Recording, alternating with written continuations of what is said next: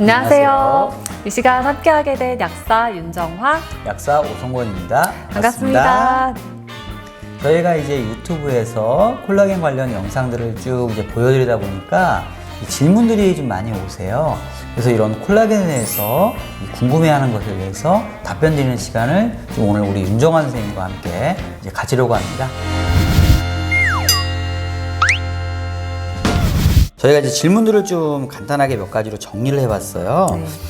그래서 이게 첫 번째 질문으로 이게 시중에 여러 가지 콜라겐 제품이 돈피, 그러니까 돼지 네. 껍질이죠. 돼지 껍질과 이제 어린, 그러니까 피시 스케일, 생선 껍데기, 생선 비닐 그런 콜라겐이 있는데 이 두 개의 차이는 뭐고 어떤 게 더 좋은 건가요? 이런 거에 대한 질문이 많거든요. 아, 자, 네. 우리 윤정환 선생님께서 한번 답변을 부탁드릴게요. 네, 돈피 콜라겐이라고 하면은요, 1세대 콜라겐으로 저희가 보고 있는데요. 돈피, 오피, 즉 동물에서 추출한 콜라겐을 말하고 있습니다. 그런데 이제 식품이랑 비교해 봤을 때는 분자량이 굉장히 작아졌지만 그래도 평균 3,000에서 5,000 달톤 정도로 보고 있거든요. 또는 그 이상까지도 보고 있고. 그래서 아직까지 돈피 콜라겐, 즉 동물성 콜라겐의 흡수율에는 한계가 있다고 보고 있습니다. 그리고 맛, 또 가축으로 인한 전염병, 그리고 항생제 사용 등의 문제가 이제 된 바가 있거든요. 그래서 이제 최근 시중에서 가장 많이 볼 수 있고 접할 수 있는 콜라겐이 피쉬 콜라겐이라고 하는데요. 생선의 비닐 또는 껍질에서 추출한 콜라겐인데요. 이제 추출이 좀 쉽고 그리고 돈피 콜라겐과 비교했을 때 분자량을 굉장히 낮췄기 때문에 흡수율이 올라갔다고 보면 되세요. 돈피 콜라겐과 피쉬 콜라겐을 비교하자면 분자량의 차이, 그렇기 때문에 흡수율에서 차이가 난다. 또 원료의 차이다. 이렇게 보시면 가장 쉬우실 것 같습니다. 사실 이거는 저도 많이 궁금한 건데 지금 이제 우리 하시는 그 윤정아 약사님 보면 피부가 굉장히 좋잖아요. 감사합니다. 네, 그래서 제가 아까 여쭤보려다 말았는데 네. 평소에 돼지 껍데기 같은 거 많이 드세요? 솔직히 말씀드리면 전 돼지 껍데기 잘 먹지는 않거든요. 많은 분들이 또 거기에 관련해서 제가 질문을 받은 게 많습니다. 식품으로서 콜라겐을 섭취하는 게 효과가 있냐라는 그렇죠. 질문이었는데요. 답부터 말씀드리면 그렇게 큰 효과를 기대할 수는 없다고 볼 수 있습니다. 왜냐하면 우리 콜라겐은 굉장히 복잡한 구조고 분자량이 큰 단백질이거든요. 트리플 헬릭스 구조라고 해서 아미노산 사슬 3개가 아주 꼬여있는 구조라고 볼 수 있잖아요. 그렇기 때문에 이 복잡한 구조에 소화 효소가 접근하기가 쉽지 않습니다. 그래서 저희가 돼지 족발, 닭발을 먹는다고 해도 그 실제 식품으로서의 콜라겐은 그 흡수율을 10% 미만으로 보고 있거든요. 그래서 아주 큰 효과는 없다. 하지만 먹어도 나쁠 건 없겠죠. 콜라겐이 이렇게 많이 부족한 분들은 콜라겐을 보충하기 위해선 흡수율이 잘 되는 이런 저분자 제품을 드시는 게 좋고요. 그냥 식품은 식품으로 하나의 기호식품으로 네. 드시는 걸로 생각하시면 될 것 같아요. 박사님, 제가 질문 하나 드리고 싶은데요. 시중에 콜라겐 제품이 정말 많잖아요. 그런데 왜 이렇게 가격 차이가 나는 걸까요? 그게 여러 가지 측면이 있는데요. 일단 기본적으로 고려해봐야 될 게 똑같이 콜라겐을 써 있어도 함량, 그러니까 예를 그렇죠. 들어서 뭐 한 포라면은 한 포에 들어가 있는 함량이 다를 수 있고요. 또 함량이 같더라도 이 원료의 저분자화된 상태. 그러니까 똑같이 콜라겐이 1g 들어가 있더라도 1g이 뭐 예를 들어서 1mg짜리로 1000개로 쪼개진 것도 있는 것이고 그렇죠. 1마이크로그램으로 100만 개로 쪼개진 것도 있는 거예요. 네. 당연히 100만 개로 쪼개진 것이 더 흡수가 잘 되는 거죠. 그렇죠. 그래서 네. 뭐 나노화로 쪼갰다 이렇게 얘기하는 건데 즉 그래서 한 포의 함량이 얼마인가 그리고 이제 그 원료의 분자량이 얼마나 달톤이 낮은가 그래서 흡수율이 좋은가 그 두 가지가 주요 특징인 거고 그 외에도 여러 가지 요소는 많습니다. 뭐 포장을 얼마나 좀 안전성 있게 했는가 그렇죠. 네. 또 들어가 있는 부원료가 콜라겐을 이제 제대로 이용할 수 있게 흔히 부스터라고 그러는데 그런 여러 가지 원료가 얼마나 복합되어 있는가 이런 거를 종합적으로 고려했을 때 그런 가격 차이들이 발생하는 거죠. 이 콜라겐이 이렇게 보면은 액상이나 가루 형태 이런 것들이 좀 많은데 네. 자 거기에 대해서 우리 윤 약사님은 특별히 뭐 좋아하는 형태라든지 뭐 그런 거 있으시면 한번. 글쎄, 방금 설명해 주셨던 거랑 일맥상통하는 내용인데요. 이 가루와 액상은 당연히 이제 가격 차이를 만들 수밖에 없거든요. 아무래도 이제 가루 타입의 비린 맛을 개선하기 위하여서 이제 회사들에서 액상으로 이제 제품들을 출시하고 있습니다. 그럴 때 이제 많은 비용이 들어가는 게 사실이잖아요. 그래서 액상 타입을 선택하시면 가루 타입에 비해서는 가격이 올라가거든요. 그래서 저는 비린 맛 또는 이제 복용의 편리성 이런 거를 따진다면은 액상이 저한테는 간편하긴 한데요. 이제 가루냐 액상이냐 뭐가 더 중요한지는 이제 선택하시는 소비자의 몫인 것 같습니다. 하지만 이제 가장 중요하게 흡수율을 높일 수 있는 분자량 그리고 이제 한 포에 들어있는 이제 콜라겐의 함량을 체크하시는 게 가루와 액상의 차이를 따지는 것보다 더 중요한 것 같습니다. 그렇죠. 이렇게 윤 약사님이 굉장히 중요한 말씀해 주셨는데 보통 우리가 무엇이 흡수될 때 알약이든 가루든 일단 물로 바뀌어야 흡수가 되거든요. 네. 그래서 물론 뭐 건강한 사람은 모르겠지만 이게 소화관의 흡수 능력이 떨어지는 사람은 아무래도 액상이 조금이라도 더 흡수에 도움이 될 수 있다. 그렇죠. 저는 그래서 액상을 좀 많이 권해드리는 편인데 또 한편으로는 또 윤 약사님 말씀도 맞는 게 뭐 건강한 사람은 둘 다 뭐 비슷하게 흡수될 수 있으니까 네. 그럼 또 이렇게 뭐 둘 다 비슷하다 볼 수도 있고 그렇게 상황에 따라 판단하면 될 것 같아요. 자, 그래서 약국에 이제 상담하다 보면은 콜라겐 제품이 아무래도 좀 고가품이기도 하고 그러니까 구입하시는 분이 먹으면 좋은 것 같긴 해. 네. 근데 이거 좀 언제까지 먹어야 돼? 네. 막 이렇게 질문하실 수 있잖아요. 네. 혹시 그런 질문 받아보신 적 있으세요?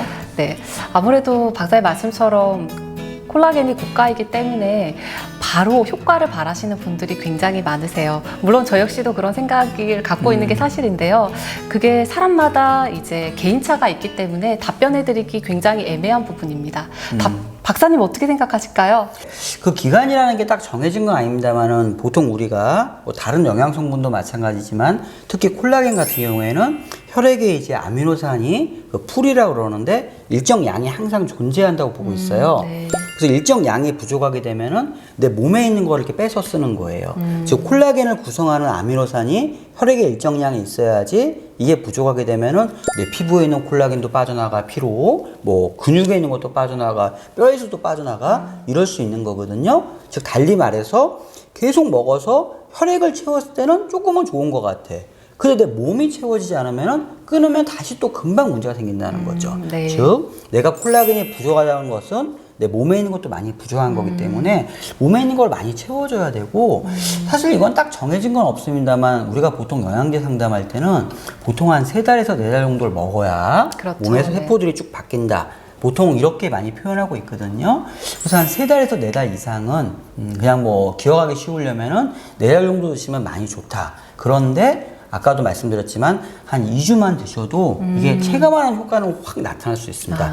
하나만 말씀드리자면 우리가 노화 반응 중에 콜라겐이 원래도 잘 분해돼서 없어지기도 해요. 네. 그래서 비용에 뭐 크게 뭐 구애를 안 받거나 또는 한번 본인을 건강하게 위해서 계속 드시고 싶다. 그런 분들은 특히 좀 연세가 있으신 분들은 계속 드시는 것도 좋은 방법일 수 있어요. 네. 박사님, 그러면 또 중요한 질문 하나 드릴게요. 콜라겐을 섭취하고 나서 어떤 부작용이 나올 수 있는지에 대해서 좀 문의하시는 분들이 꽤 있으시거든요. 아직 복용하기도 전인데 이거 많이 먹으면 뭐 문제 있지 않나요? 이렇게 문의하는 분들이 있어요. 어떻게 대답을 해야 될까요? 그거는 여러 가지를 좀 생각해 볼 수 있는데 일단 콜라겐도 기본적으로 단백질이잖아요. 그렇죠. 네. 자, 우리 윤정아 약사님 단백질 과잉 섭취하면 부작용 어떤 게 생각나세요? 아무래도 이제 신장 쪽에 무리가 있지 않을까 이런 기본적인 생각을 하게 되거든요.